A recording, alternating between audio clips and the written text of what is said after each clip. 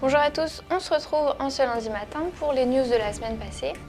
On commence tout de suite avec un scandale qui concerne 75 000 véhicules. Le courtier Pilio faisait appel à un prestataire, Accelerant Insurance Europe.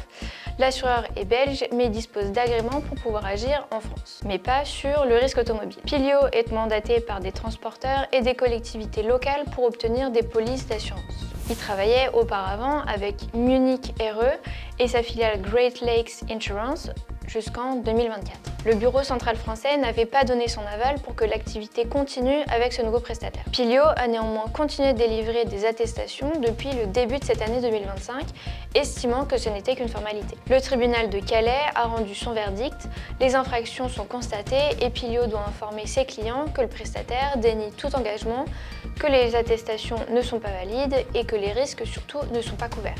La FNTR locale a alerté sur les incidents survenus jusqu'alors, laissant les assurés dans le flou concernant leur prise en charge. DHL et Scania souhaitent révolutionner le transport de colis ensemble. Un récent test d'un véhicule électrique à autonomie prolongée a été réalisé en Allemagne. C'est rendu possible grâce à un générateur alimenté à l'essence qui prend le relais des batteries et qui permet donc de rester en électrique. Ils sont conscients de la nécessité de l'électrification du transport routier et le manque de bornes de recharge oblige à trouver des solutions transitoires. Le véhicule a ainsi une autonomie comprise entre 650 et 800 km selon les tests réalisés dans la capitale allemande, contre 500 km d'autonomie pour les autres modèles électriques du constructeur. Niveau recharge, la contrainte est également moindre puisqu'il est possible de seulement remplir le réservoir de carburant. Scania annonce une réduction de CO2 de plus de 80% grâce à ce type de véhicule avec des réductions de production de gaz à effet de serre à court terme. Mercedes a mis en place une nouvelle option pour les Actros équipés du cockpit multimédia interactif 2. Les chauffeurs routiers reçoivent en direct les informations concernant la route, que ce soit côté météo avec le brouillard, les fortes pluies, les routes glissantes, mais aussi les accidents, les travaux, etc. Le système a été pensé de façon à être utile même avant un virage ou une crête pour que les conducteurs limitent leurs accidents et puissent anticiper tout changement de conduite. L'option est disponible via le service Truck Live. Les camions sont connectés entre eux via un cloud, ce qui en fait un outil collaboratif. Les infrastructures peuvent également transmettre des informations, comme c'est le cas de l'autobahn GmbH.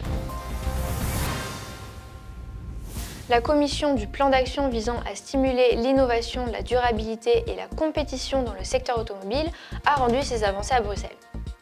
Les inquiétudes du secteur semblent avoir été entendues.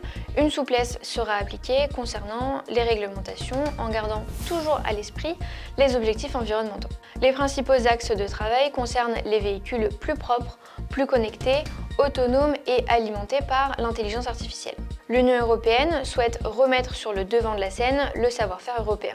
Pour rappel, depuis 2022, le Parlement européen a mis en place l'Eurovignette kilométrique pour que les gros pollueurs paient une taxe spécifique. Les camions zéro émission en sont exemptés jusqu'au 31 décembre, mais la mesure sera probablement prolongée. Les camions électriques sont ceux le plus mis en avant.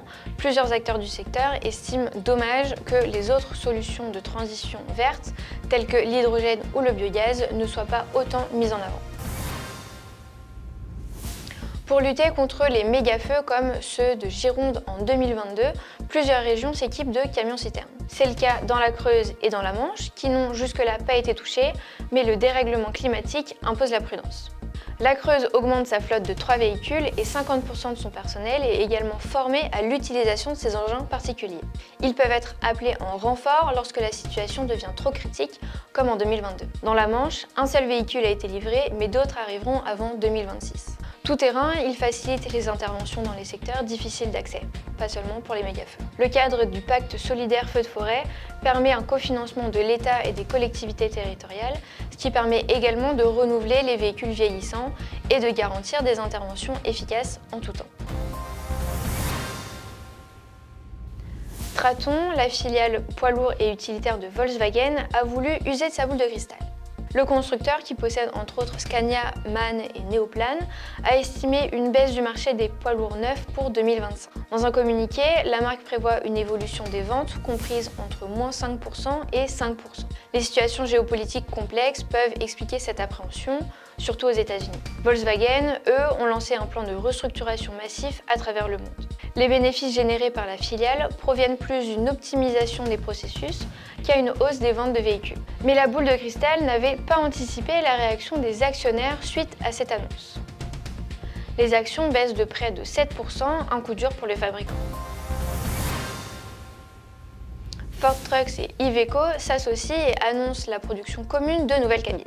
Cette nouvelle fait suite à l'accord exclusif et non contraignant signé entre les deux constructeurs en 2024. Les nouvelles dimensions autorisées par l'Union européenne vont permettre de gagner en aérodynamisme. Chaque marque produira ses modèles en interne.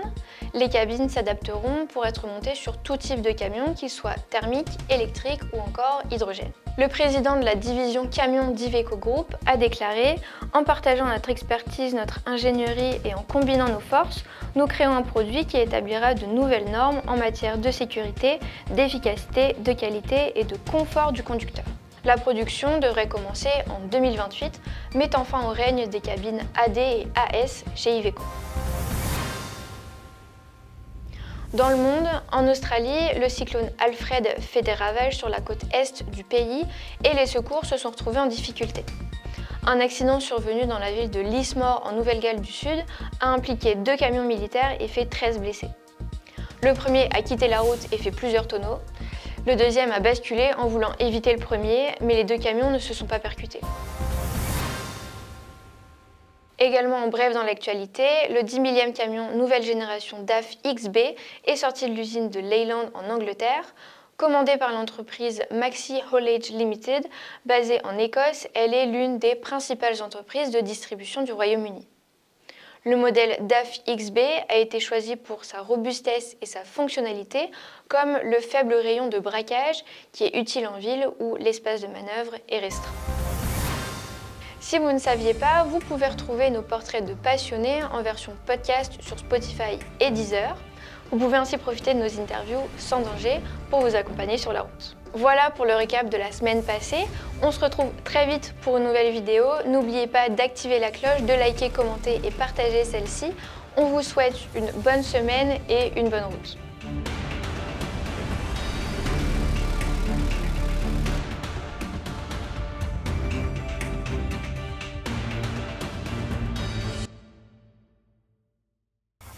Bravo à ceux qui sont restés jusqu'à la fin de la vidéo. Et maintenant, une petite info qui pourrait bien changer la manière dont vous utilisez votre photocopieur au bureau.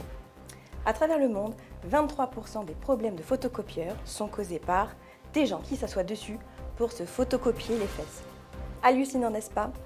Alors, si la vitre de votre photocopieur est un peu sale, un conseil, mettez des gants et utilisez un chiffon. Vous ne savez jamais ce qui a pu se passer avant vous. À la prochaine pour d'autres infos capitales.